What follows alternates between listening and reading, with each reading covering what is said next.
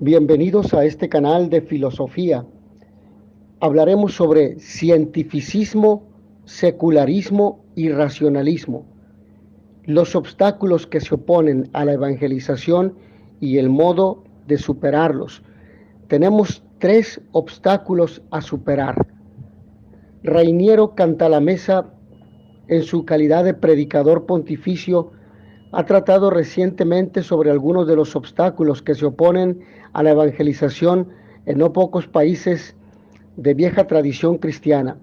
Los obstáculos por él considerados son el cientificismo, el secularismo y el racionalismo.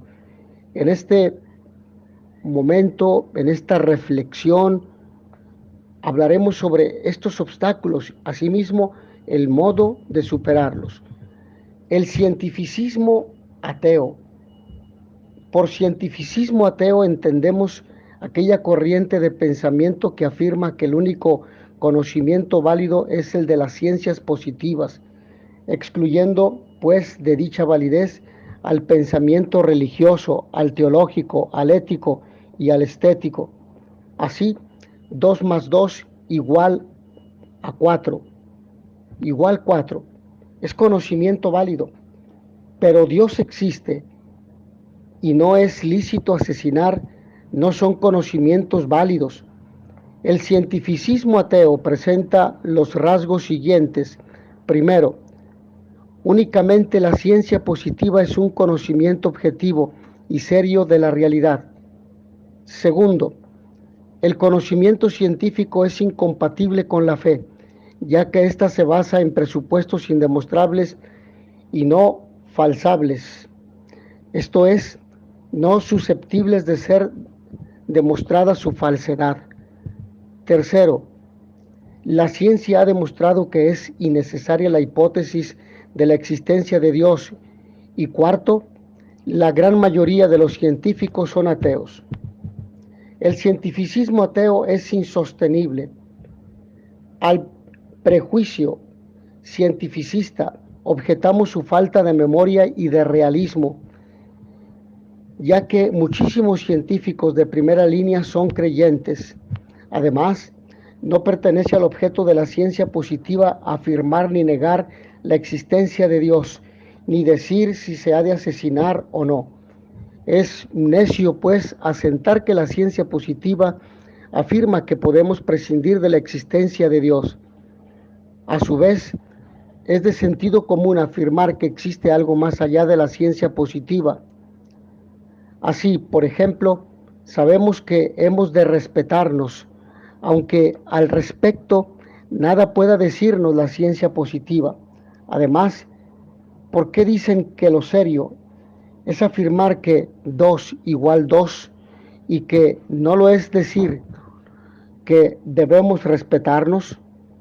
La inexaptabilidad, es decir, el hecho de que no aceptemos reitero, la inaceptabilidad del cientificismo ateo coexiste con la gran valía de la ciencia positiva, la cual es compatible con la fe católica, porque la verdad no puede contradecir a la verdad. Propiedad importantísima del cientificismo ateo es su gran infravaloración de la persona humana. El hombre queda convertido en un mero punto inextenso que es engullido por un magnífico cosmos infinito. El hombre Cristo es entonces una insignificancia marginal en el impresionante mar de la historia. Así se llega a anteponer el gigantesco macrocosmos al infinitesimal ser humano. Así se desemboca en un océano sin fondo, cuyas aguas son las de un penoso antihumanismo ateo. La belleza, bondad y valor extraordinario de la verdad cristiana resulta mucho más importante que la refutación del cientificismo ateo. En efecto, Dios, bondad y amor infinitos, ha creado al hombre a imagen de un ser de belleza infinita, Dios. El Todopoderoso Hijo de Dios se abaja, encarna, nace, se hace niño, que aprende a hablar y muere por el hombre, por su salvación. Por lo tanto, Dios crea al hombre a su imagen y semejanza. Y Dios decide hacerse hombre también. El Hijo de Dios se ha hecho hombre para que el hombre se haga Dios.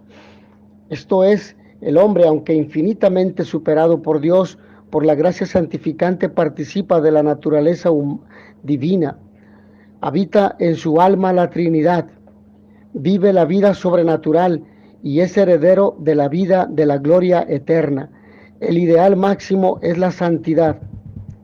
Se constata que la contraposición entre religión católica y cientificismo ateo es un choque súper impactante. Por un lado, en el cientificismo ateo el Padre Cosmos devora a su diminuto hijo ser humano. Por otro, en la religión católica un hombre, Cristo, es el centro del cosmos y de la historia. Dios, ser supremo e infinito, persona divina, creador del cielo y de la tierra, redentor que deifica, alfa y omega, fin supremo. Así el ser de Dios se encarna en el vientre purísimo de la Santísima Virgen María. Así el supervértigo mortecino del cientificismo ateo tiene ante sí al humanismo teocéntrico del cristianismo.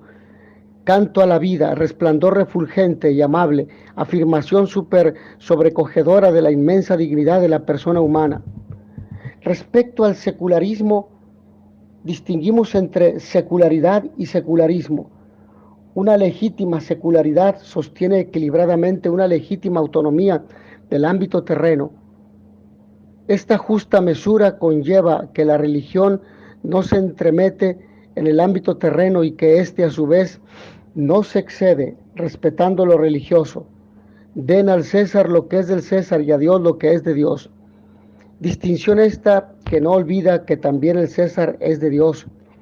Por secularismo entenderemos aquí la afirmación del siglo temporal por oposición al siglo futuro o eternidad. El secularismo pone lo secular, mundo, a lo religioso o más allá. Las consecuencias del secularismo son dramáticas. El secularismo daña gravemente a la religión, pues sin el horizonte de la eternidad la fe se apaga. Sin la existencia del cielo, los cristianos seríamos los más desdichados de los hombres. Por la fe poseemos un gran conocimiento del más allá. El proceso histórico de la revelación del más allá es progresivo, es decir, ascendente, alcanzando en el Nuevo Testamento la cumbre de su ascensión o plenitud de la revelación. En este itinerario histórico, lo primero es la afirmación de la existencia de Dios. Solo después está la del más allá. Se cree en el más allá porque se cree en Dios, no viceversa. Así pues, en este íter, la creencia en Dios no surge como necesidad de creer en un premio ultraterreno, como afirmaban Marx, Feuerbach y Freud. A su vez, en la revelación neotestamentaria, el cielo se funda en el poder divino y la resurrección de la carne en la de Cristo Dios. Consideraré ahora el encuentro entre las concepciones cristiana y pagana sobre el más allá. Pitágoras concebía la muerte como liberación de la cárcel del cuerpo. Platón heredó esta doctrina y la fundó en la espiritualidad e inmortalidad del alma. Pero esta filosofía platónica era únicamente patrimonio intelectual de una minoría. La concepción pagana generalizada era la de la vida mortal como vida verdadera, a la que sucedía una vida de sombras, oscura, no verdadera. El gozoso anuncio cristiano de la existencia de una vida eterna inmensamente superior impresionó a los paganos y triunfó. La concepción del más allá que triunfó sobre el paganismo ha conocido un retroceso en la mentalidad actual. ¿Qué ha ocurrido? Los ateísmos decimonónicos, particularmente el marxista, afirmaron que la creencia en el más allá aliena al hombre de preocuparse o de ocuparse en lo terreno. La eternidad se hizo sospechosa. De la sospecha por el materialismo y el consumismo se pasó al olvido y al silencio de la eternidad. Incluso se menospreciará que un hombre culto considere la eternidad. La fe en la eternidad devendrá tímida y reticente. No pocos creyentes dejarán de tomarse en serio la eternidad. Trágico. Suprimido el horizonte de la eternidad, el deseo natural de vivir siempre, ya distorsionado, se convierte en el deseo de vivir bien, a una costa de los demás, y entonces el sufrimiento se hace más doloroso. Más importante que la refutación del secularismo es el resplendor de la creencia en la eternidad, especialmente cuando ésta va acompañada del testimonio de vida. Todo hombre posee un deseo natural de felicidad. Nos hiciste, Señor, para ti, y nuestro corazón estará inquieto hasta que descanse en ti, escribió San Agustín. Este deseo de Dios del más allá es el deseo del hombre. Este deseo es un correlato del más allá. Este deseo no aliena, sino al revés, pues no desprecia el mundo quien desea la eternidad, sino que no desea la vida quien no quiere vivir siempre. Pero ¿cómo a una vida temporal puede corresponder una remuneración eterna? Ante esta objeción afirmamos que Cristo, Dios eterno y hombre temporal, Verbo encarnado, es lo eterno en lo temporal y ante Él cabe tomar una decisión de alcance eterno. Además, lo eterno no se limita a lo lejano. Lo eterno no es solo esperanza, es también presencia. Los creyentes, aunque inmersos en la temporalidad, poseemos ya la vida eterna, porque ésta consiste en conocer a Cristo. En el cielo se goza, ama y contempla a Dios, simultánea, eterna e intensamente. La gracia es ya el inicio de la gloria, su semilla. Poseemos ya incuada la vida eterna, aunque aún no su plenitud. La presencia de la eternidad en el tiempo se llama Espíritu, Dios, y el Espíritu habita en nosotros por la gracia santificante. La fe en el más allá es muy importante para la evangelización. Solo el cristianismo da respuesta a las grandes preguntas, particularmente a la siguiente: ¿a dónde vamos?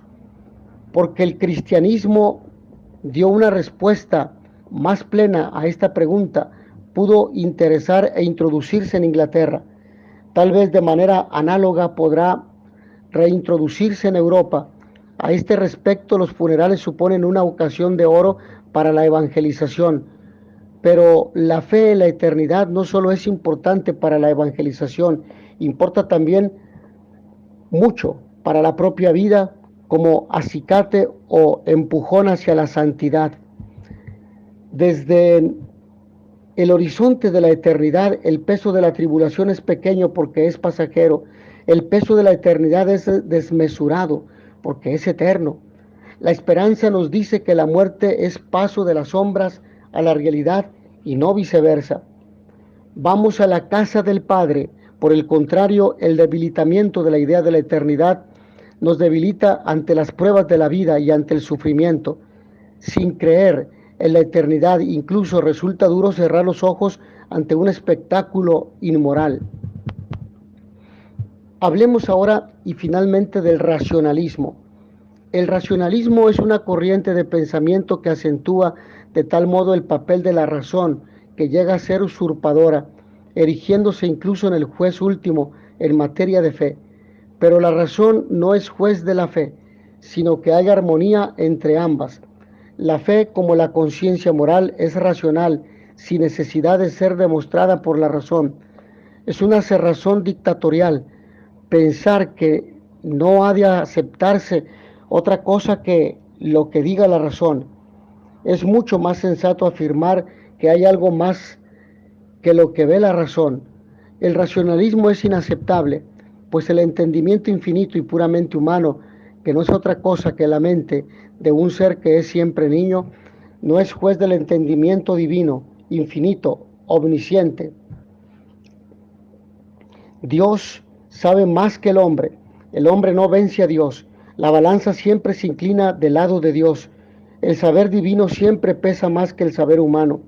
La fe católica es enseñanza verdadera. Afirmado de manera más breve, la fe es la verdad. La razón no es juez de la verdad, sino que la verdadera razón es la que se somete a la verdad. La verdadera razón es razón verdadera, pero Cristo es la verdad. La razón verdadera es la que se somete a la verdad, la que se subordina a Dios, la que está rendida a los pies de Cristo Dios. Más la palabra que el hombre, más en la palabra divina e inefable que la palabra humana. En otras palabras, el fulgor y el esplendor de Cristo brilla inmensamente por encima de la tenue luz encendida de la diminuta caña pensante. Para convencer de la fe conviene no reducirse a un puro intelectualismo. Mucho convendrá acompañar el argumento racional con la experiencia y el testimonio de vida. Experiencia de vida que comunicada es también camino hacia la fe. La sobrepasa y lo luminoso son vías hacia la fe. Pero he querido decir la sorpresa y lo luminoso son vías hacia la fe. El sentimiento de lo luminoso acompaña a todo hombre. Hay un estremecimiento que embarga al encontrarse ante la revelación del misterio tremendo y fascinante de lo sobrenatural. También la misma creación, al ser signo divino, al ser contemplada, puede provocar la experiencia de lo luminoso y de lo divino. Análogamente, consideraciones como el enamoramiento, una gran alegría y el nacimiento del primer hijo pueden levantarnos a una nueva dimensión. Si recuperásemos la capacidad de sorprendernos ante estas realidades, estaríamos mejor dispuestos para recuperar el sentido de lo sagrado. La experiencia de la irrupción repentina e inesperada de lo sagrado, si es acogida como vivencia profunda, dará lugar a los testigos de Dios. Entre los santos testigos de Dios merecen particular atención los místicos. Estos son los que han padecido a Dios, es decir, han tenido una experiencia especialísima de Dios amor. Los místicos se han encontrado con el Dios vivo, han experimentado al Dios real, realísimo, y son testimonios de habérselo encontrado. Pruebas vivas de Dios, gracias a ellos recibimos fulgores de la vida eterna. El hombre contemporáneo escucha con mayor gusto a los que dan testimonio que a los que enseñan. Así, a Edith Stein, atea, la lectura de una obra de un testimonio místico la llevó al inmediato descubrimiento del Dios vivo. Podríamos concluir con esta premisa: el esplendor de la fe, lo que ya apuntaba San Buenaventura en su obra Colaciones in Hexaemeron. Hemos visto cómo brilla la fe sobre tres obstáculos: cientificismo, la ciencia es todo, nada se puede interpretar fuera de ella; secularismo, habrá que sacar a Dios de la sociedad e incluso del corazón humano matándole, como lo dijo Nietzsche, Dios ha muerto; irracionalismo, la única forma real o verdadera del conocimiento es la razón. En estos tiempos apasionantes en los que vivimos, la existencia de estos grandes obstáculos no ha de ser un motivo de pesimismo, sino de optimismo. En el atletismo cristiano, los obstáculos son medios para superarse. Las cumbres son para conquistarlas. Cuanto más altas sean, más esplendorosa será la victoria. La historia de la Iglesia nos muestra cómo no hay reto en el que Dios pierda. Un pequeño puñado de hombres que, en comparación con el inmenso mundo, eran como un reducido grupo de enanos o de hormigas bajo los pies de un gigante, lograron cambiarlo. No lo cambiaron ellos, sino el Espíritu Santo, el poder infinito de Dios, su fuerza incomparable. La Iglesia ha vencido frente a innumerables ideologías, herejías, sufrimientos, martirios, persecuciones de aquel pequeño puñado de hombres empapados en la herida ensangrentada de la mano de Cristo. Se ha llegado a que en la actualidad hay 1.200 millones de católicos, la cifra más grande de católicos desde la creación del mundo. Los católicos estamos en compañía del Invencible, del Todopoderoso. Para vencer los obstáculos mencionados, lo que necesitamos es dejar hacer a Dios, ser otros Cristos, estar muy unidos a Dios por la oración, por la Eucaristía, por los sacramentos, por la confesión, por las obras de misericordia, ser santos. El mundo lo que necesita son santos, unidos a Dios por el fervor de la oración, unidos a Dios por la frecuencia de los santos sacramentos, Eucaristía y penitencia, bautismo, unidos a Dios siendo instrumentos de Dios y apóstoles de Cristo, lograremos grandes maravillas. Unidos a Cristo por el amor a Dios, un amor dispuesto a darlo todo por Él, dispuesto a alcanzar la plenitud, entonces no solo se superarán estos obstáculos, sino que el fruto será inmensamente superior. Brillará entonces la maravillosa, dichosa, cálida e incomparable antorcha de la fe amorosa, la fe que hace santos, apóstoles, hombres piadosos, enamorados, luz de Cristo, luz de Dios. Mis hermanos, hasta aquí en esta breve reflexión. Agradezco a todos ustedes su amable atención y notitia veritatis proficere pax et bonum.